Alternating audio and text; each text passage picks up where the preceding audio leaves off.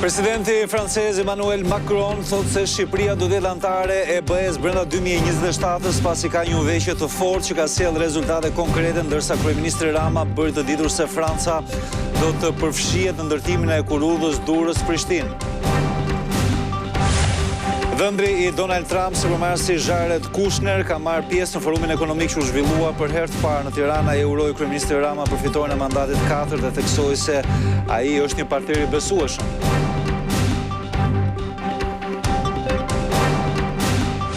Ka rinisur mëngjesin e kësaj shtune në parkun olimpik numërimi i votave dhe migrantëve të Greqisë. Kryeson Partia Socialiste me diferencë të madhe, por demokratët vendosin të kontestojnë çdo votë dhe të kërkojnë mospërfshirjen e tyre në rezultat.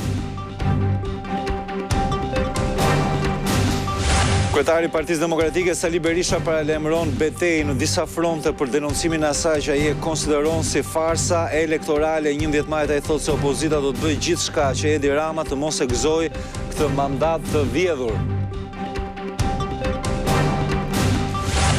Vlora ka hapur sot zyrtarisht sezonin turistik me një sër aktivitetesh që do të kulmojnë me një koncert madh në mbrëmje. Prestigjiozi amerikane Washington Post ka përzgjedhur Shqipërinë si një nga 5 vendet më të mira për të pushuar këtë verë. Gati 3 muaj nga mbajtja e zgjedhjeve, Kosova vazhdon që të jetë pa kuvend. Ka dështuar këtë shtunë edhe seanca e 17 e zgjedhjes së strukturave drejtuese, pasi Kurti nuk tërhiqet nga kandidatura e Albulena Haxhiut për krye parlamentare. Presidenti Donald Trump është optimist për arritjen e një marrëveshje paqeje mes Rusisë dhe Ukrainës, por për të arritur këtë ai thotë se ka ardhur koha që të takojë vetë presidentin rus Vladimir Putin, me cilin tha se ka marrëdhënie shumë të mira.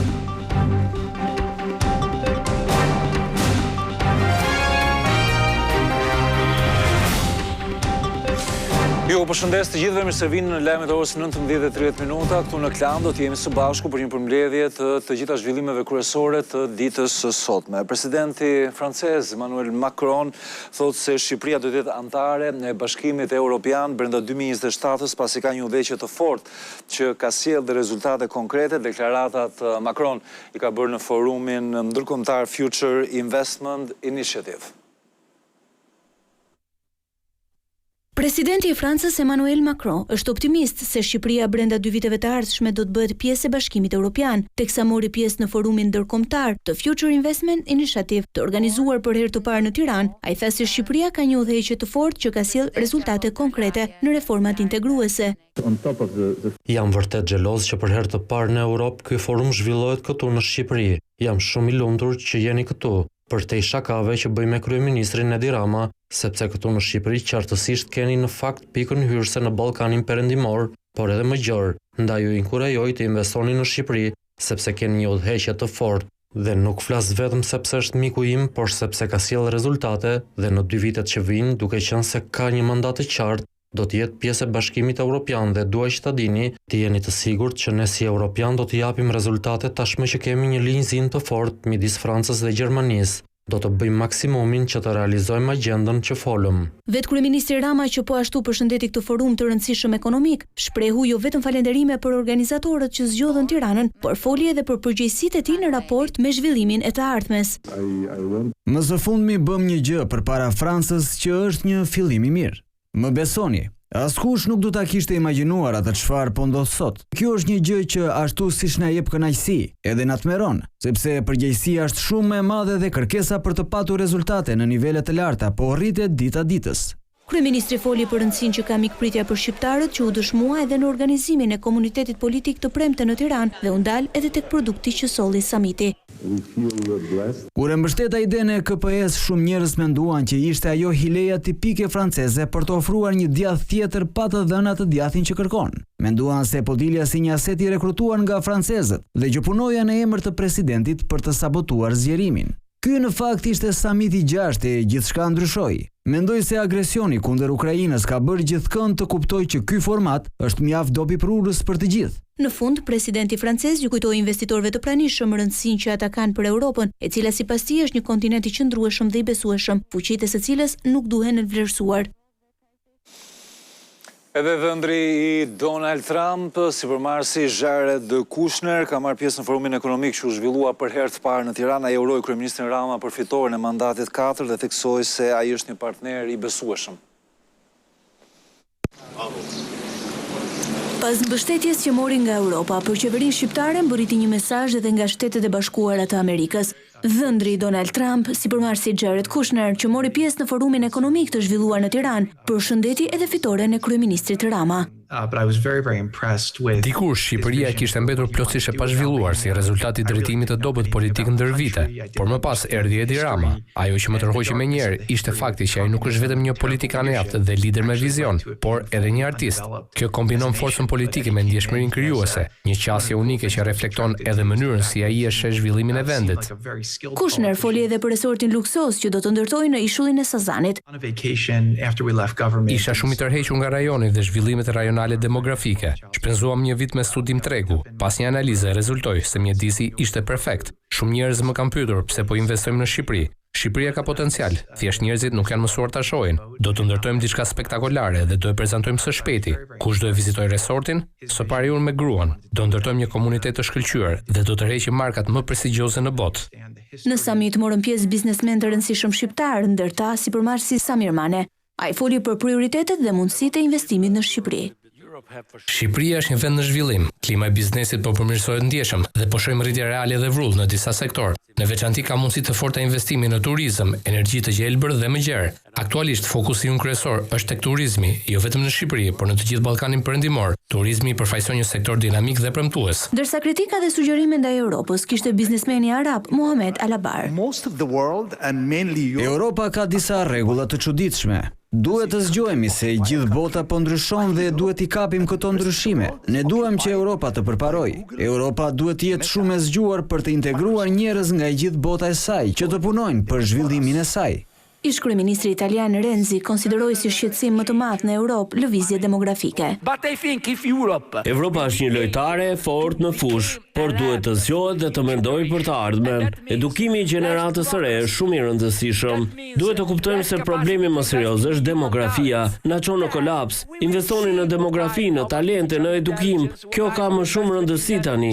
Në forumin ekonomik mori pjesë edhe bashkëshortja e kryeministrit Linda Rama, si studiuese dhe avokate të drejtave të njerëzit. Ajo foli për gjithçka, duke nisur nga integrimi i vendit dhe deri tek fitoria e mandatit të 4 të Edi Ramës. Të jesh krah Edit në 12 vjet ka qenë mundësi e shkëlqyer për të kontribuar nga ana ime në një moment historik dhe të rëndësishëm për vendin. Përgjatë viteve mendoj se kam bërë atë çfarë synoja të bëja dhe ku besoja. Pash që niveli i besimit është rritur dhe në fakt Edi tha që u ndje mirë kur zgjodhën Shqipërinë në raport me Francën e Evropë. Për fitoren jam entuziaste, e prekur dhe e mallëngjyer sepse ndjeva sikur po lidhej filli midis prindërve tan dhe asaj çka ndërruam në vitet 1991 për ta bërë Shqipërinë si e gjithë Evropa. Edhe nga sipërmarrësit e huaj, Shqipëria u konsiderua një potencial i rëndësishëm për të investuar në të ardhmen. Ndërkohë, më herët, presidenti francez Emmanuel Macron është pritur në një takim nga kryeministri Edi Rama gjatë një konferencë të përbashkët. Macron ka vlerësuar arritjet e Shqipërisë, ndërsa kryeministri Rama ka bërë të ditur se Franca do të përfshihet në ndërtimin e kurrudhës Durrës-Prishtinë.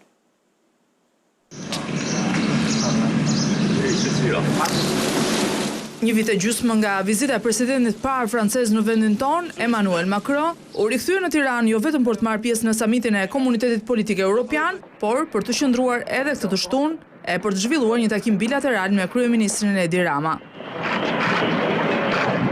Vetë Macron beson se ka një arsye të rëndësishme për të vazhduar për të forcuar marrëdhëniet mes dy vendeve, që lidhet dhe me fitoren e mandatit të 4 nga Edi Rama. Dua të filloj këtu duke ju falenderuar për zgjedhjen tuaj, për besimin që morët, që është e rëndësishme për ju dhe për të gjithë të tjerët, sepse është ky mandat që do të na lejojë të vazhdojmë këtë agjendë kaq ambicioze të dëshiruar nga vendi prej kaq vitesh. Presidenti i Francës, që luftoi shumë për të ndryshuar metodologjinë e zgjerimit të Bashkimit Evropian, që çoi në ngadalësimin e procesit të pranimit të shteteve kandidate, deklaron në Tiranë në krahët e Edi Ramës se ambicia e tij për të antarësuar Shqipërinë brenda kësaj dekade në Union është realiste. Unë kam besim tek ajo që do bëni ju dhe jam shumë i lumtur për mandatin shumë të qartë që keni pasur. Në reformat ambicioze që po bëni, Francën do e keni krajush për t'ju shoqëruar dhe për t'ju mbrojtur, dhe në mënyrë që meritat tuaja të njihen nga të gjithë dhe që agjenda të mbahet për perspektivën e 2027-s, që nuk është vetëm një perspektivë, por një realitet. Për këtë doja të isha i pranishëm përveç summitit, po për t'ju rishprehur besimin që kemi për udhën drejt Europës. Rama vetë është falenderues për mbështetjen e shumë projekteve, kryesisht në arsim, që janë në fazën e zbatimit, fal angazhimit të vetë presidentit Macron dhe lajmëron për një tjetër ndihmë financiare nga Franca. Kemi folur me presidentin dhe për mundësinë e përfshirjes së Francës në ndërtimin e hekurudhës Durrës-Prishtinë. Bashkëpunimi do të shtohet mes dy vendeve dhe në fushën e turizmit, energjisë dhe atë të mbrojtjes, 3 fusha për cilat u nënshkruan dhe 3 marrëveshje, 2 sot në kryeministri dhe një tret një ditë më parë mes ministrave të mbrojtjes, që konsiston në pajisjen e Shqipërisë me radar ushtarak francez për survejimin e hapësirës ajrore.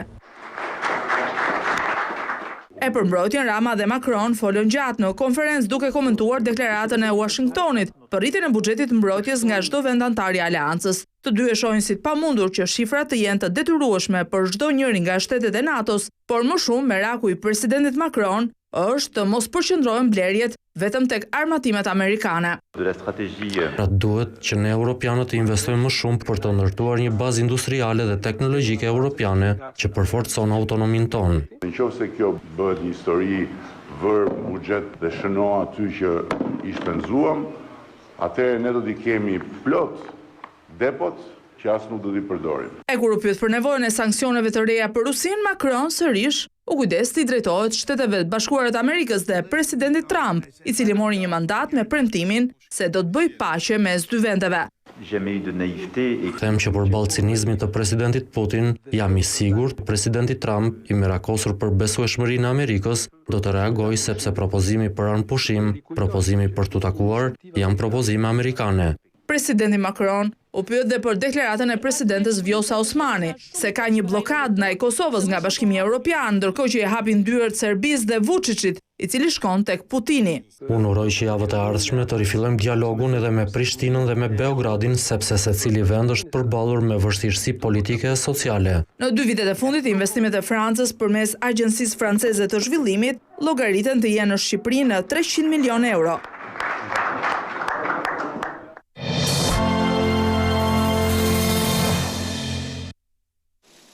Ndërkohë prej mëngjesit vjen numërimi i votave të diasporës tek Parku Olimpik me Besar Bayraktari, do të jemi në unda të vijim për të mësuar pak më shumë rreth rezultatet deri tanishëm apo qarqeve që janë numëruar. Besi, ku jemi deri tani?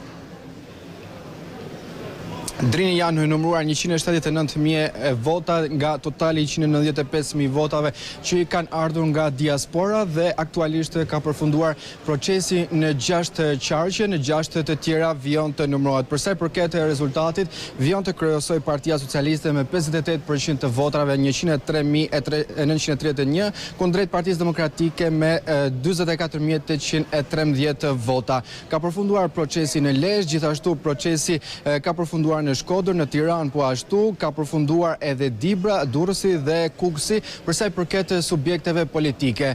Për Lezhën dhe për Dibrën ende nuk ka nisë procesi përsa i përket numërimit të kandidatëve, ndërsa ka nisur për kandidatët e Tiranës, të Shkodrës, të Durrësit dhe të Kukësit. Megjithatë, ndarja e mandateve a impaktohet, a ka ndikim ky rezultat tek ndarja e mandateve Besi për forcat politike?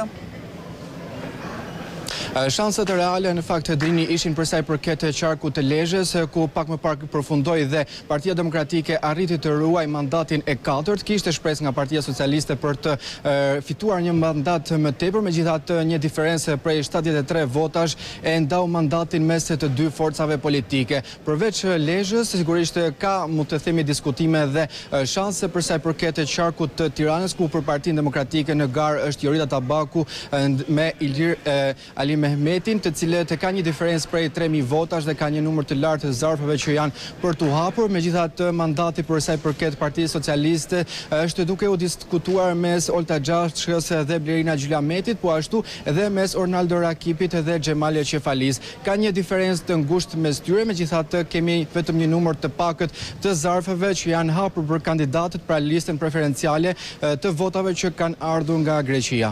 Dakor, faleminderit për këtë raportim. Ishte Besar Bayraktari zyrtare nga Parku Olimpik, ndërkohë kryetari i Partisë Demokratike Sali Berisha paralajmëron një betejë në shumë fronte për denoncimin e asaj që ai e konsideron si farsa elektorale e 11 majit. Kryedemokrati Sali Berisha pas kthimit nga Brukseli ku mori pjesë në forumin e Bashkimit Demokrat Ndërkombëtar, paralajmëroi në një konferencë për mediat se betejë e opozitës për denoncimin e vjedhjes së votës së shqiptarëve do të shtrihet në disa fronte. Partia Demokratike do të angazhohet në mbrojtje të votës si në lëvizje të fuqishme brenda vendit, por dhe në dialog intensiv dhe takime intensive me organizatat ndërkombëtare dhe vendet partnere mike. Objektivi i kësaj betejë thotë se do të jenë edhe ambasadat shqiptare në botë para së cilave paralajmëroi protesta. Garantoj që shpejt do jetë dita kur ambasadat e narkodiktatorit të rrethohen në të gjitha kryeqytetet e vendit nga populli që u shkelmur vota. Unë kam bindje më thellë se këtë mandat nuk do ta gëzoj. Berisha thotë se ka fakte e prova për vjedhje dhe manipulim të votave, të cilat ua ka treguar edhe bashkëbiseduesve të tij në Bruksel. Gjuhën indignat, dënim, qëllimi i këtij udhëtimi ishte denoncimi i farsës më të shëmtuar elektorale të 34 viteve të fundit. Sipas Berishës, zgjedhjet e 11 majit në Shqipëri ishin të njëjta me ato të ndodhura dekada më parë në Zimbabwe të diktatorit Mugabe.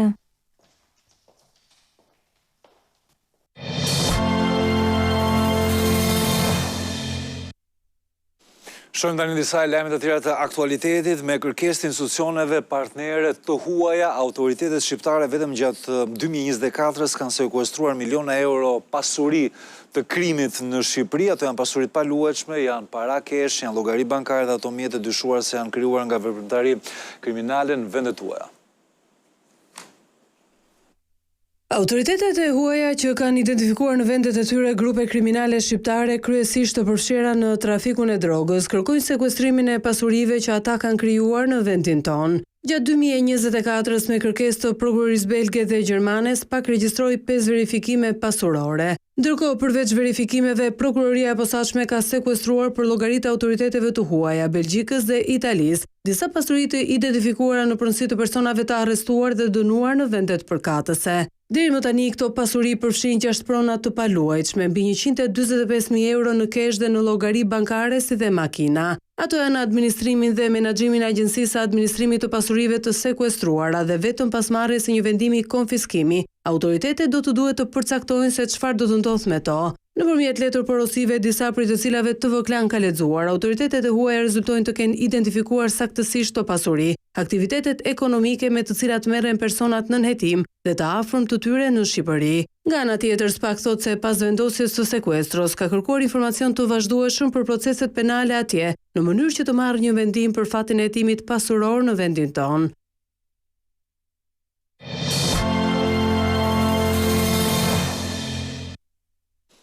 Vlora ka çelur zyrtarisht sezonin turistik me shumë aktivitete të cilat do të jenë përgjatë këtyre 2 ditëve. Donse ka pritur turist gjatë gjithë muajve, Vlora ka çelur zyrtarisht sezonin e ri turistik. Fundjava sjell 2 ditë aktivitete, ndërsa festa është e vendosur për gjatë vijës bregdetare. Janë një sër aktivitetesh, përfshirë ato kulturore e sportive, si dhe muzik nga DJ apo performanca nga artistët më të mirë shqiptar. Autoritetet lokale e kanë organizuar si një ftesë për vizitorët e turistët e huaj që të zgjedhin Vlorën. Një thirrje për gjithë shqiptarët që fundjavën ta kalojnë në Vlorë sepse realisht do të jetë plot zjarr, plot energji, plot festë ky qytet. Pritshmëritë janë të larta për këtë sezon turistik dhe referuar edhe prenotimeve, do të ketë interes të shtuar edhe nga turistët e huaj. Fluksi më i madh do të vinë në ditët dhe muajt në vazhdim. Ne po bëhemi gati që ata momenti që mbrin në këtë qytet, jo vetëm të referohen detit, sepse deti është ajo që na veçon, por kemi bukuritë tjera pafund. Vlora po tërheq çdo vit më shumë turist, ndërsa nuk zgjidhet vetëm për detin, por edhe për zonat përreth, për natyrën, historinë e kulinarinë. Dhe prestigjozja amerikane Washington Post e ka përzgjedhur Shqipërinë si një nga 5 vendet më të mira për të pushuar gjatë kësaj vere. Ajo thotë se në vendin tonë mund të gjesh një eksperiencë të ngjashme me Greqinë dhe Italinë, por me çmime shumë të arsyeshme.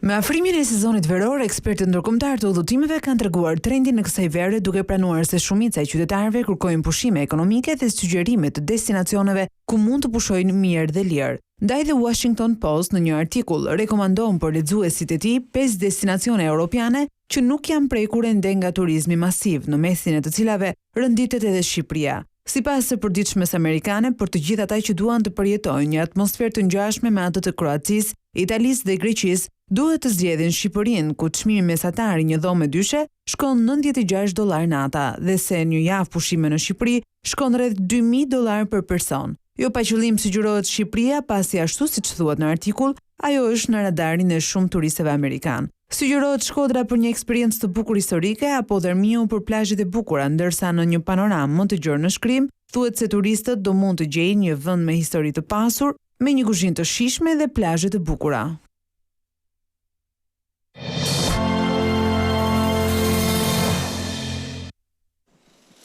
Sipas një raporti të fundit të Organizatës Botërore të Shëndetësisë, Shqipëria është larg standardit evropian sa i përket mbulimit të popullsisë me infermierë. Zonat e thella malore rezultojnë edhe ato që kanë më tepër nevojë për shërbimin e tyre.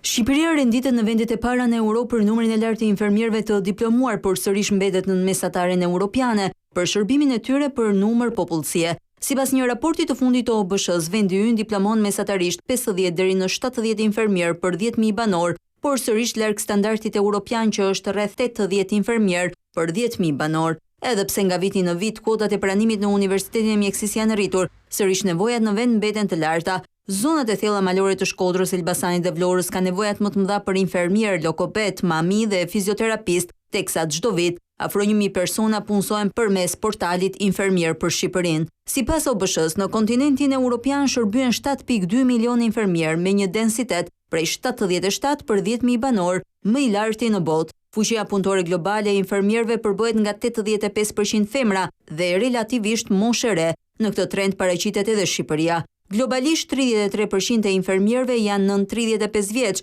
krahasuar me 19% që janë 55 vjeç ose më të vjetër.